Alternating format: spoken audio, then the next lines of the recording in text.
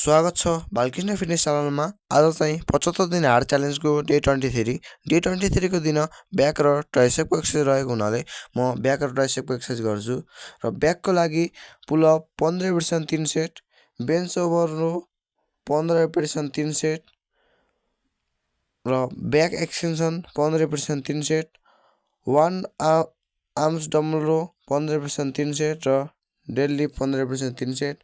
ट्राइसेपको लागि diamond kick back 15 repetition 3 set र single hand dumbbell extension 15 repetition 3 set, diamond pushup 15 repetition 3 set र bench dip 15 repetition 3 set. र आजको मेरो body condition